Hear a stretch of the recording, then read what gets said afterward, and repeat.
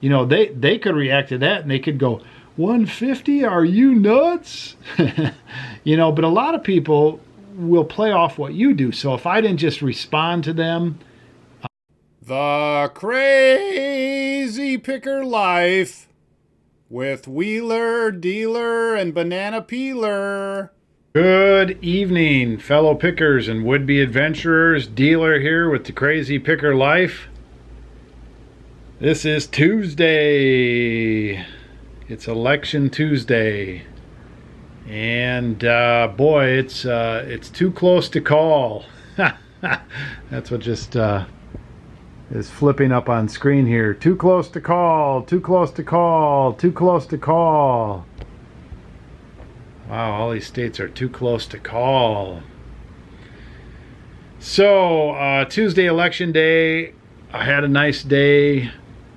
Did sleep in a little bit, had some time with the kids, had some homework with the kids, went out to eat with Lon. We went out and had a nice supper 20 miles away in Oakley, Kansas. Went back home, said my goodnights, all that kind of thing. And I'm down at the office, not working, but I'm following the election. I've got national media on the big screen so I can get all the graphics and all the crazy stuff going on. And then I've got my other computer on with some independent news. I like to watch independent news to get some independent insights that are not AP news, Associated Press, program news. You know, I like to have my news not influenced by corporate pressures and other pressures, you know, not owned by corporations. You know, if you're into the network news, you do need to do a trace the money thing at some point, because there are companies that own the network news that make products. Imagine that. Oh my gosh. But, you know, certainly there are independent news sources out there that also have to make a dollar, so they do sell products as well.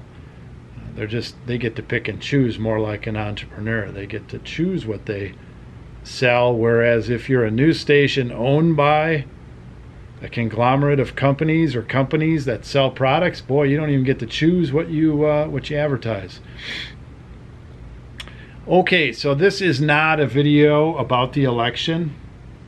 This is a picker channel, and I didn't do a lot of business today. Today was a day off for me, and I enjoy that. I enjoy having a day off. Usually Sundays are my only day off per week. I've started taking another day off per week. This is my second week of doing that. It was refreshing. It was nice. And on my days off, I like to have a topic, right? So this week is no different. I'm going to keep it reasonably short because I'm real interested in the election. I want to see what's going on. I want to see the results, just like many others. I'm actually more interested in this particular election than I think any election I've ever been interested in my life. Many elections in the past, my feeling was we don't really have a real candidate that can win, so why watch it? You know, why get involved? I mean, I still listen to the debates and I still listen to all the news media, but I never felt, hey, there's really going to be much of a person that I would want to vote for or have as president. And obviously, if you want my real opinion, and this is just my opinion, and that's what it is, it's my opinion. I don't think we've had a good president for a long time. In fact, maybe within my lifetime, president that I could buy into at all, and that's not a great feeling. And again, you may feel differently than I do. That's fine, but I'm allowed that opinion. And so for the 1 out of 100 or 1 out of 200 of you that bothers you that I have an opinion, I have that opinion, and that's okay. There are some people watching that, more or less agree with my political opinion, and they more or less agree with a lot of the things that I talk about. And then there are viewers that don't agree with everything, and there's some viewers that really, get angry if I voice any opinions outside of, picking. And so I can understand that you get angry, but I still am allowed my opinion. So let's talk about something. Let's talk about, man, I got too many things flashing at me here. I'm just laughing at some of the things that are flashed up there. Let's talk about choices. When you are in a business situation, which if you run an eBay or Amazon or Etsy, or you go to the flea markets to sell, or you have rummage sales or any of these things, if you are an entrepreneur in an entrepreneur type business, you can make choices every day how you deal with situations. The two choices are this: react or respond. React, respond, right?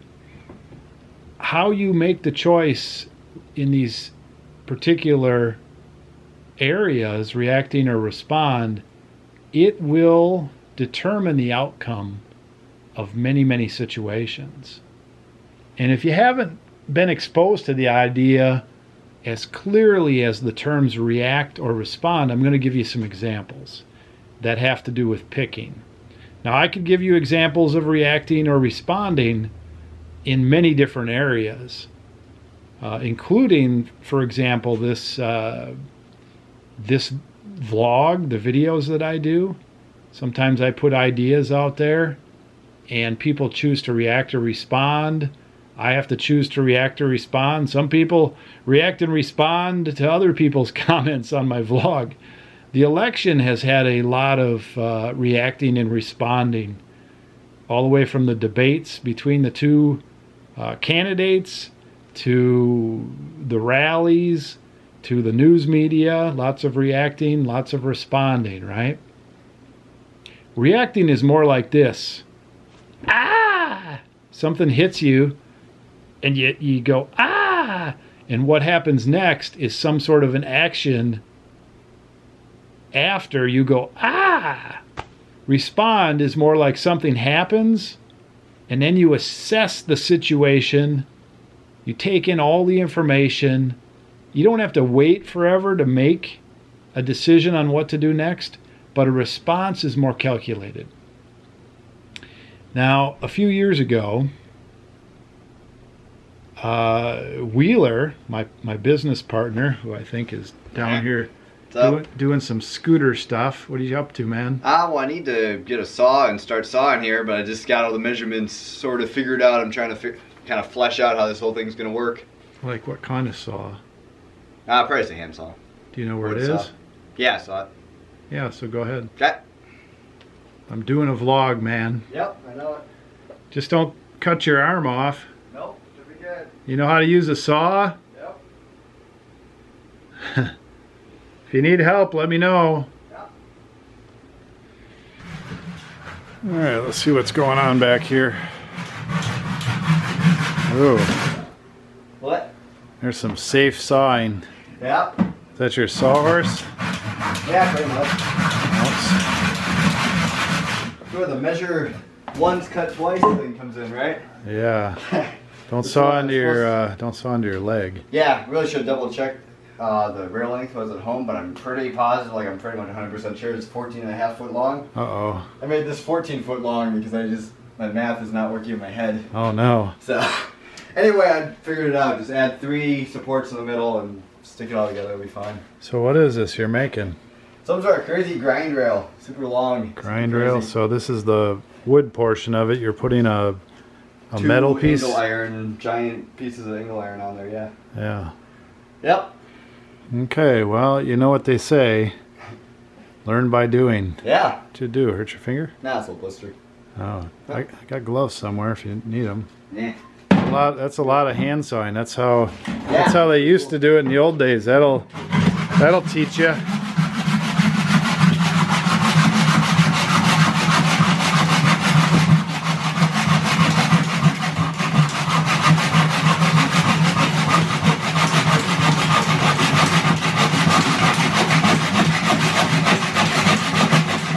Slow down at the end.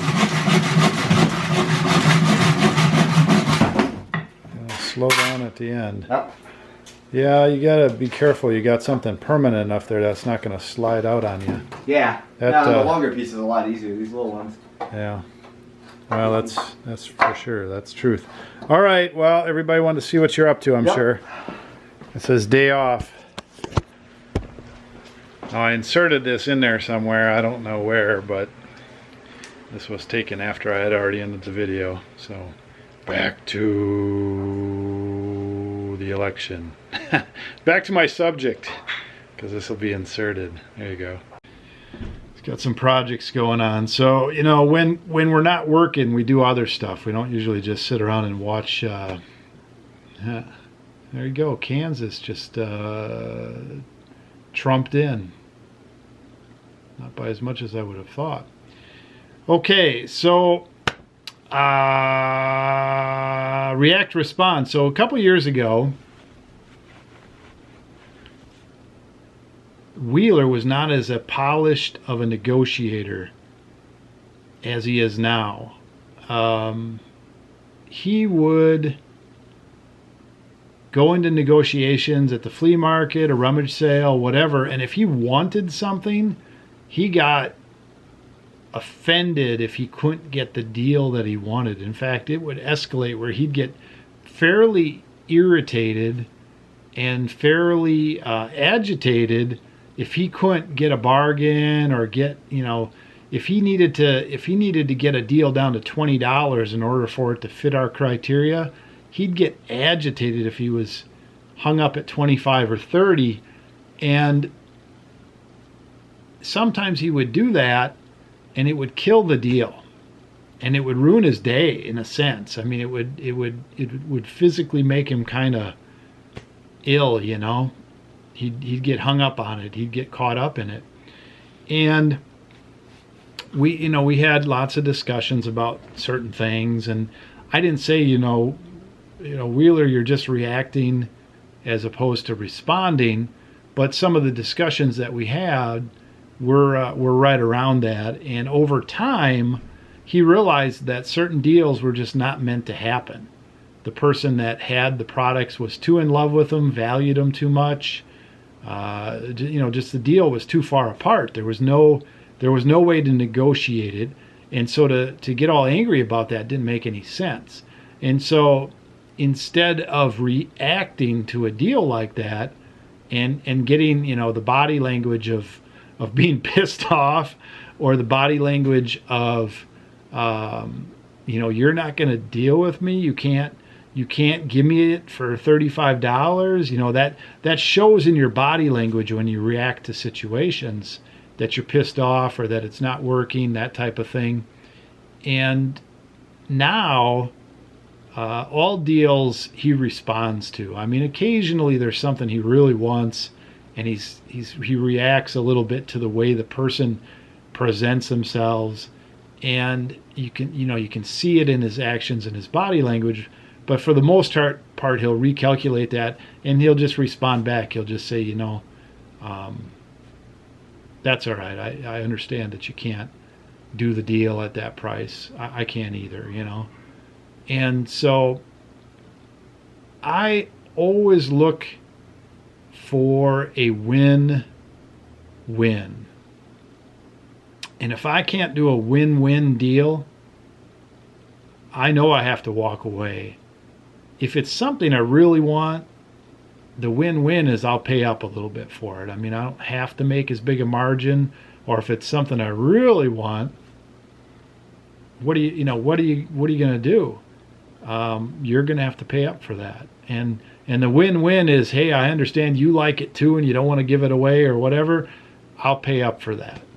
And that's a response rather than, if I'm in a deal and we're at $300 and I need it to be at $250, or I'm gonna have to walk away and the person is at $300. I don't just react and go, you jerk, you jerk, you can't come under $300. And then that guy or gal is gonna respond, what do you mean, you jerk? Get out of my booth, or get out of my house, or get out of my life. You can react back and forth to situations, and a lot of times people will react if you react. They get kind of set off by that, and that's not so good.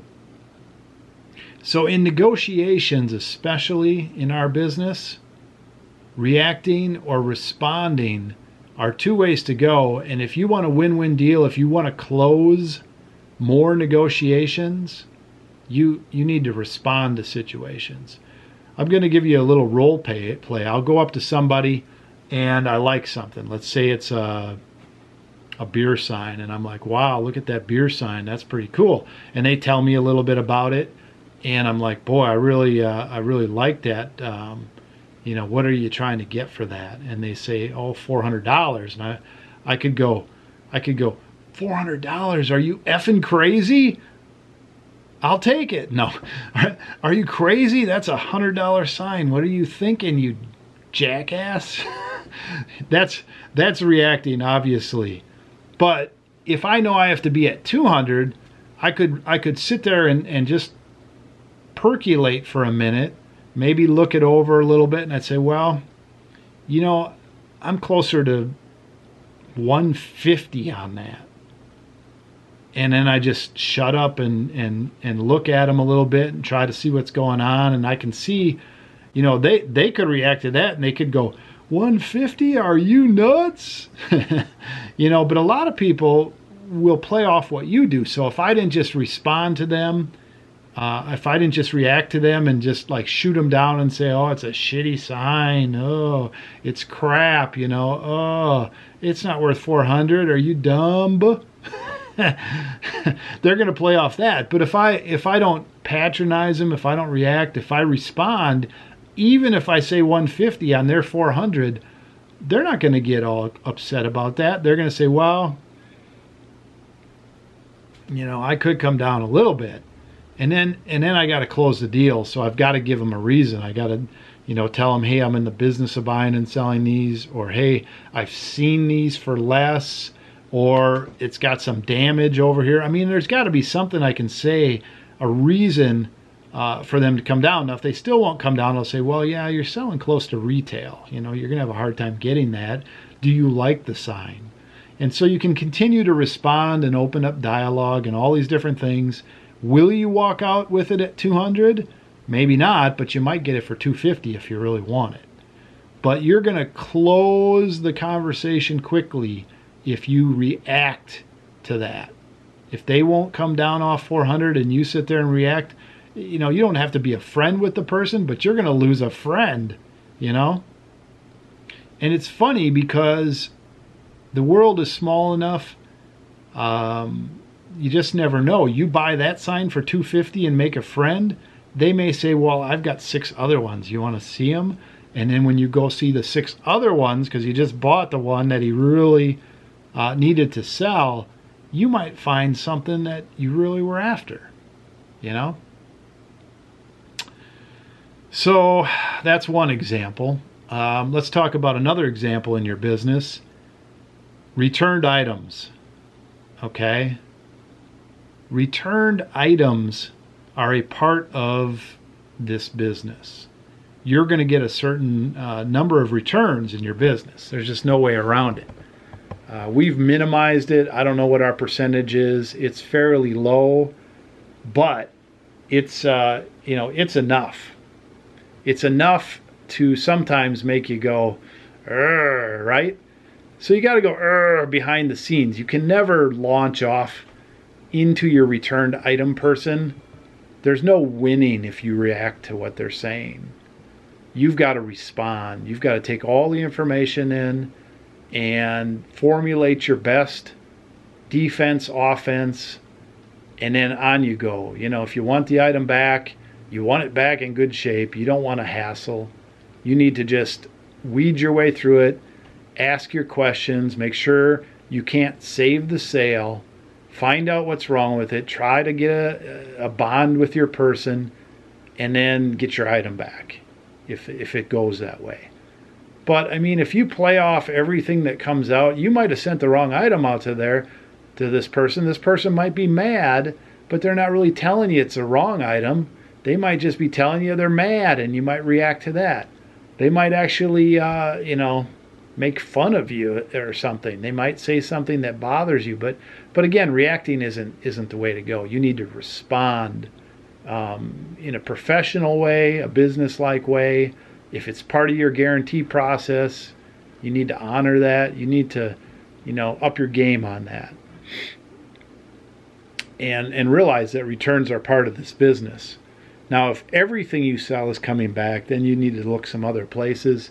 If too high of a percentage of your items are coming back, but there are 100 reasons people will send things back, and you just need to understand that that's going to happen. That's just how it is. Oh my goodness, we have a new governor. Looks like the same old guy. So we've had returns that are all over the map. The worst returns that you can ever get are on the foreign sales, because there's some sort of a language barrier, and you sent out a $30-$40 item, and it might have cost $20-$30 to send it there, and then the person doesn't like it, and you can't really tell why, because the communication is a problem. And so the worst thing you ever have to do is say, all right, keep it, here's your money back, and then you got to pay for shipping, because it just doesn't pay to ship it back. And so that is frustrating. But again, if you react to that situation, you ruin that person's day, you ruin your day, your whole day or night is, you're agitated, you got to go out for a cold shower, a walk, punching bag, whatever. I mean, it's just not worth it. It's just part of the business. And so part of weathering storms in this in this business is learning to respond as opposed to react. All right, so let's talk about one more thing that's sort of like returns, but it's it's emails, it's messages through either Amazon or eBay. You get messages and questions, and some of them are just plain dumb. Some of them are just plain annoying. Some of them are just plain aggressive on the other person's part. Again, reacting is not going to help. You've got to respond. And a lot of times, if you can't tell the tone of the email or what's going on or understand the question, the best thing to do is ask a question back. And, many people out there, many of you have professional customer service skills, either in retail or in a business environment or a phone environment. Professional business skills really help when working with people by email. If you don't have those skills, you may need to get some of those basic skills somewhere. I'm sure there's courses, whatever, but the idea that the customer is always right is right there to the top. But then if you are responding as opposed to reacting to all those emails, you can lower that down a little bit, and you can get into the, you're right as opposed to the customer's right. If you treat it right, if you treat that person with respect, you respond instead of reacting. If they call you a jackass, you don't say, you're the jackass. You say, well, I understand you're mad. What can I do to help you with this problem, And you can defuse situations. There's a lot of defusing of situations, both in negotiations, returns, things about, issues about feedback. emails, all that. So, trying to think of a good book out there. The respond versus react. Trying to think where I ran into that, and it was made crystal clear to me. I guess I'll have to do some more thought on that, because it wasn't too many years ago that I ran into that, and I knew about it because I had been in retail in a sense with our family business. I spent a lot of years on the phone with people and doing some training by phone, and certain experiences will give you insight on what it takes to get across what you need to with people to help bridge the gap, to make it a win-win. But this particular information really firmed that up. And obviously most people, when you say react, the and then do something, if you go, your next thing to do is fight or flight, right? That's react. Respond is more like, and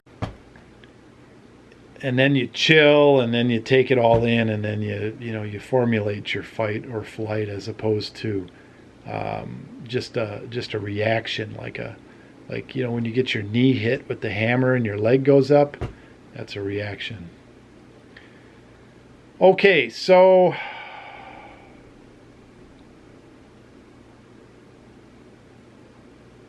wow, interesting stuff going on. I could talk about a lot more on this, but I think I'm going to leave it at that. The little things in your business will make a big difference, because everybody on eBay has the same tools. Everybody on eBay, there's just not that much that you can do to differentiate yourself. One of the things that you can really do to differentiate yourself is shipping your items quickly and handling questions, returns, feedback, all those things promptly.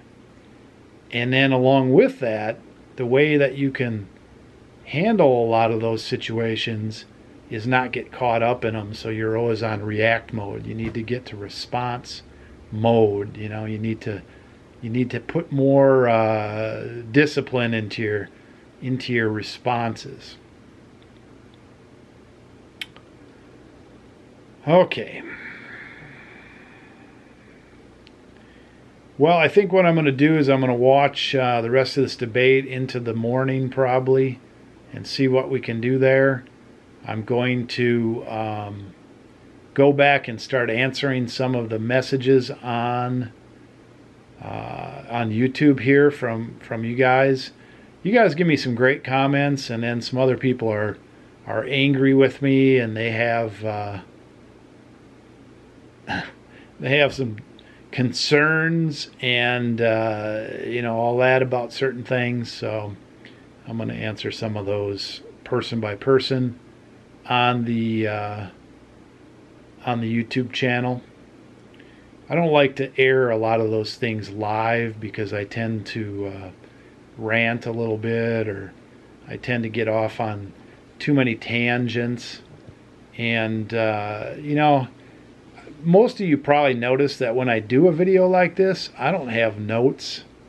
I don't have bullet points very often. I don't stop the video unless the battery goes out. That's not that easy to do. And I am opinionated. I have certain things I like, certain things I don't like, all that kind of stuff. I try to keep it pretty focused on picking. But I'm not 100% politically correct. I do like to say what I feel. I certainly am not mainstream. And I know many of you out there either like that or you don't mind it. And then obviously there's always going to be some people who are ready to react to anything I do. And some of the comments, some of the negative comments I've got, are well thought out. I don't mind those. I'm not knocking those 100%. I'm just, if I don't agree with something, it doesn't mean that I'm going to change my opinion or cater to all these things or all that. I have to just kind of shrug it off.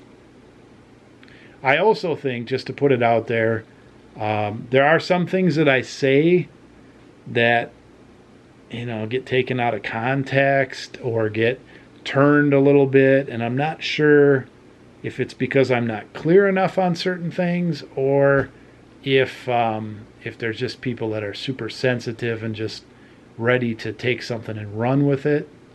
Hard to tell on that. So, back in the office tomorrow. It's possible by then we'll have a new president. So that's exciting. I hope all you guys had a good election day. Hope you got some work done. Hope you weren't too distracted by everything. I'm not going to have a lot of political talks on my channel from here on out. There won't be anything to talk about. If Trump wins, I'm not going to gloat. If Hillary wins, I'm not going to react and rant. So no worries.